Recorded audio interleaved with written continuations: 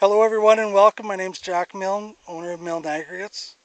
It's a real pleasure to stand beside Minister Lecce, Bill MacRae, interim CEO of the Ontario Prospectors Association, our local MPP who advocates for the people of Thunder Bay, Atikokan, every day, Kevin Holland. Milne Aggregates is also happy you all, Acting Mayor Greg Johnson, members of the Thunder Bay Chamber of Commerce, owner of Walls Prospecting, Rudy Wall, and President and CEO of Volta Metals Limited, Karen Muniz, here on site with us to get a small glimpse of some of the work we do every day. As a business owner here in the heart of Northern Ontario, I see firsthand how important a strong and active mining sector is for creating jobs and prosperity for our communities, especially here in the north. That's why it's so encouraging to see our continued focus and support of our industry receives from Premier Ford and the Ontario government. It sends a strong signal when a government not only listens to the needs of our sector, but takes real action to support it from the ground up. And that's why we're so pleased to have a true champion for our industry here with us today. It's now my great pleasure to introduce the Honourable Steve Lecce, Minister of Energy and Mines, to share some important news. Please give him a warm Thunder Bay welcome. All right. Thank you, Jack. Thank you. Thank you, sir. All right. Thank you very much. Thanks to your team for letting us on site here today. Good to be back to Thunder Bay. Obviously, want to give a warm thanks to the local MPP, Kevin Holland, who's been a great champion and a good friend, and more importantly, a strong voice for the North, making sure that we get on with building responsible resource development and more exploration, more extraction, more processing here in the North, and more jobs for our kids and grandkids. And that's why we're here. And so thank you, sir, for what you do. Obviously, to all my colleagues who are with us from the Chamber, local businesses, and likewise representatives of council, thank you very much for your support. We're just a days after Canada Day, and when we really honor our country's values, the resilience, the heritage, we find ourselves in the middle of a geopolitical shift, really unlike anything we've seen in a generation. And these wars, these economic wars, are reshaping supply chains. Resource security is now national security, and the race for critical minerals is on. And not all sources are created equal. Too much of today's global supply is controlled by regimes that just don't share our values as Canadians. China, for example, dominates much of the world's critical mineral market, using forced and child labor, unsafe conditions, and destructive environmental practices. That's just not the world, the future we want for the world, and Ontario should not be tied to that destiny. We offer a better way forward, one that is stable, ethical, transparent, and sustainable. And one of the greatest competitive advantages we have isn't found in a factory or a boardroom. It's in the ground beneath our feet. And we know that this province is blessed with minerals. The world needs these minerals, more nickel and cobalt and lithium, graphite, materials that power everything from electric vehicles to smartphones to clean tech. But what isn't always seen from a distance is there's no mining without exploration. And there is no exploration without the great vision and risk-taking of junior mining companies and prospectors across the north. They find the mineral deposits, they spark the investment, they build the foundation for jobs and development and long-term prosperity in Canada. And they're doing it in some of the most remote and rugged parts of our province. So that's why in 2021, our government launched the Ontario Junior Exploration Program to back these early efforts and help get shovels in the ground. Because early exploration can be high risk, capital intensive, and often it's overlooked. But not by us. We really see exploration, and this new program is really designed to change that, to break down those barriers and unlock opportunity and to accelerate discovery. And it's delivering real results. So far, this fund has actually unlocked an additional $99 million in private investment. That's a 2-to-1 return on that contribution from the taxpayer. When it comes to critical minerals, the impact is even clearer. $66 million alone of investments have flown into these projects. And I think that's a case study, builds investor confidence right here in Ontario. It's proof that when we target the right areas, when we back the right people, that big things can happen. The Ontario Junior Exploration Program is doing exactly what it was designed to do. Spark private sector growth, strengthen our mining sector, and make Ontario a global leader in critical minerals. And that's why today I'm proud to be back in Thunder Bay to announce that we are unveiling the next intake of the Ontario Junior Exploration Program. It is now open, an additional $10 million this year alone. Through our most recent budget is going to bring the total commitment for this program to $45 million. But this time we're going a bit further. We're launching a new dedicated prospectors stream that will allow eligible applicants to now apply up to $50,000 per project to help cover their early stage exploration, regardless of if they're chasing critical minerals or traditional deposits. These are the boots on the ground, often the first ones in the bush, working alone with pickaxe, GPS, and a whole lot of heart. But we see the work they do, we value their work, and we're here to help. The second new investment we want to announce today is an expansion of our Indigenous participation. And that's why today we're very proud to announce we're increasing the available funding allotment for projects that create Indigenous jobs and partnership from $10,000 up to now $15,000 on top of the regular funding amounts I've already announced. That means up to $215,000 for companies, up to $65,000 for prospectors when they meaningfully contribute and collaborate with Indigenous communities. Now, this isn't just about growing our economy, it's about growing it together. We want new applicants to come forward, and as you know, applications are now open until July 31st for eligible projects, and that really are going to start on or after April 1st of 25. Ontario is rising to meet this moment. We're not waiting for certainty. We're building that resilience and confidence right here at home. We're asking for a seat. We're not asking for a seat at the table, but we're taking our place in a world that's looking for stable, ethical, secure sources of critical minerals. Ontario stands ready to lead. And so if you're a prospector or a junior exploration company or an investor looking for your next opportunity, the message is simple. Apply, get drilling, and know that this government under Premier Ford has your back, because powering the world starts right here in the north. And protecting Ontario means unlocking these full potential of the land and our people. So thank you for the opportunity to be with you. And now I want to introduce the Minister and the local MPP for Thunder Bay Atikokan, Kevin Holland, who's been a huge champion of our resource sector right across the board. Yes, from forestry, but right across from mining and energy. Responsible resource development is Canada's advantage to the world, and we want to work together to get resources out of the ground and help displace those regimes abroad with Canadian, ethical, and responsible resources. So with that, please welcome Kevin Holland. Thanks so much.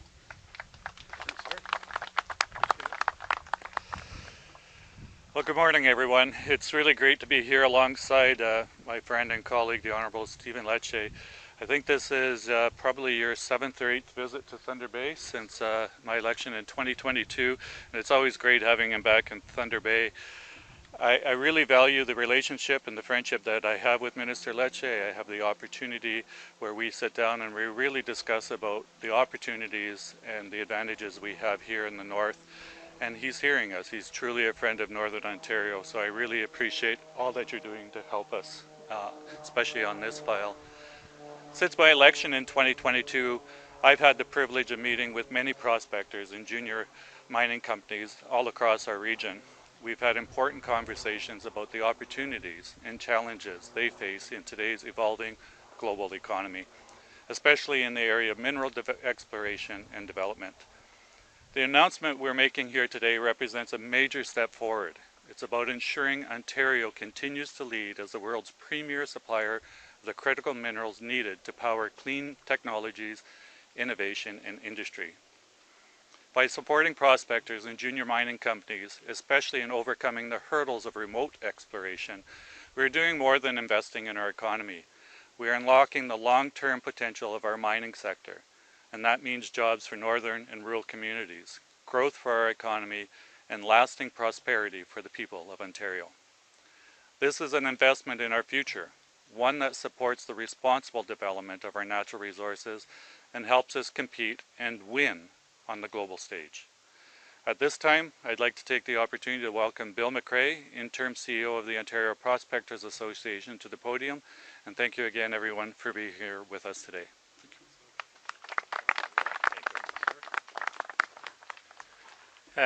Good morning. Yeah, it's difficult to see that screen, but just I'm the President and interim executive director for the Ontario Prospectors Association, and we're about to change the face of the whole organization. It started in 1988 when I called the first meeting, and now we're going to make it even bigger and better. I want to thank the Minister for the opportunity to fund junior exploration and more the prospector, who is the sort of the base of the whole chain from prospector to mine. And if you don't have a prospector, you don't have a mine. They go hand in hand. So in 1922, the minerals in Ontario contributed $13.5 billion in profit and revenue, and that represents 22% of the total mineral endowment for Canada. So minerals are important, and it's great to see the support we're getting, especially for the prospector, which is probably the person that has the will to fight bad weather and bad bugs and everything you can throw at him, and he'll still be out there looking at rocks, and with the dream that one day he might find something. So we have to praise those people, and I'm glad that we're now financially able to support them. Thank you.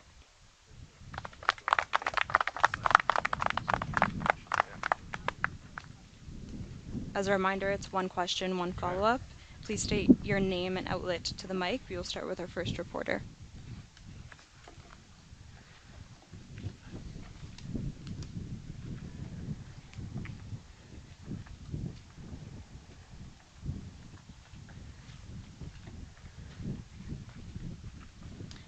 Do you care to comment on the Kakapeka generation station and the 12 million upgrade and the opposition from Fort William First Nation? I may turn it over to the local MPP if you have a perspective on that. I'm not sure, but I think what I'd simply say is we want to build energy generation that's going to help secure the north. Hydroelectric, new energy is really critical to a clean economy, and as we look to secure our economic future, we're turning to reliable power like hydro and nuclear. And we know that that's going to make a difference when it comes to powering the north. 81% energy demand is forecasted by 2050 in the north, which is much higher than the province of Ontario on average. So we got to get to work. We want to do it in partnership, and we look forward to continued collaboration through OPG, who's leading some of this work with local partners on the ground to make sure we build together, because we all need the power. And we are very committed for some of the communities, indigenous communities of the north, that are still dependent on diesel generation that is dirty and not reliable and expensive. It comes with great social, economic, environmental impacts. We want to displace diesel with clean electricity. Our grid is one of the cleanest on earth. Roughly 90% is non-emitting, one of the cleanest on earth. And our plan, the integrated energy plan we announced just a few weeks ago, is going to get us down to 99% without imposing higher taxes or mandates. So we're proud of our record, but we obviously will continue to work in partnership. Anything you want to say? Yeah, would just add what Minister Lecce has commented on is that OPG is making a huge investment into the asset at Kakapeka Generating Station, recognizing how important that asset is to the overall energy supply across Ontario that serves all of our communities. And as Minister Lecce said, it's going to provide that safe, clean energy for our communities, including the Indigenous communities all across the north. So I'm really excited by the project. It's a great economic boost to the region as well. And it's I drive by the site every day on my way into town because I live out Kakapeka, as you know, and the work they're doing there is going to make a real difference in the supply of clean energy in northwestern Ontario. So.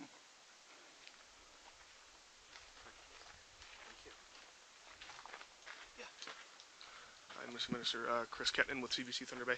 Hi, I wanted to ask you a question about Bill 5. I mean, as you're certainly aware, that's been passed. There's been a number of protests. There's one scheduled for Thunder Bay tomorrow, Queen's Park on Canada Day, I believe. Just what's your response to that ongoing opposition, and what steps are you taking to address those concerns? Look, we're obviously very committed to getting responsible resource development off the ground. I mean, in Northern Ontario, in this province, we're one of the slowest permitting and one of the slowest provinces to get to yes on a permit. It could take upwards of 15 years. I think most Canadians, most reasonable people, objectively will say that's offensive, especially in this new world order, when we gotta get on with building and getting our resources out of the ground for the benefit of our economy and the world's. So we appreciate there's a lot of work to do on the engagement and collaboration, and Minister Rickford has been leading some of that work. When it comes to engagement, the Premier has had some early meetings as well. All of us are going to continue to listen, but we're fully committed to the implementation of one project, one process, to cut the timelines in half, get on with building a clean, strong economy. You know, self-reliance as Canadians, especially given the ongoing threats and the imposition of new tariffs by President Trump, this is existential for Canada. Like we like there isn't a way forward without us responsibly getting our resources out of the ground. And the government is committed not just to more exploration, as we're announcing today, and more extraction, but it's also more value-added jobs, more processing, because you know, we do a lot of ripping and shipping of our resources, sending it abroad for processing, and all those good jobs happen somewhere else. We've announced $500 million to do more of that in the province, in collaboration with, yes, Indigenous communities and local communities. But at the end of the day, we have a mandate from the people of Ontario to responsibly get resources out of the ground. We have the most ethically sourced resources on Earth. If we don't step it up, it means we're allowing, in fact, we're enabling the Chinese to win the day. And I just think most Canadians want Canadian resources, built by Canadian hands to prevail, and that's why we're moving forward. But we're going to do it in collaboration with a lot of listening along the way. Thank you. Okay, awesome. That concludes today's press conference. Thank you everyone for coming. Thank you. All right.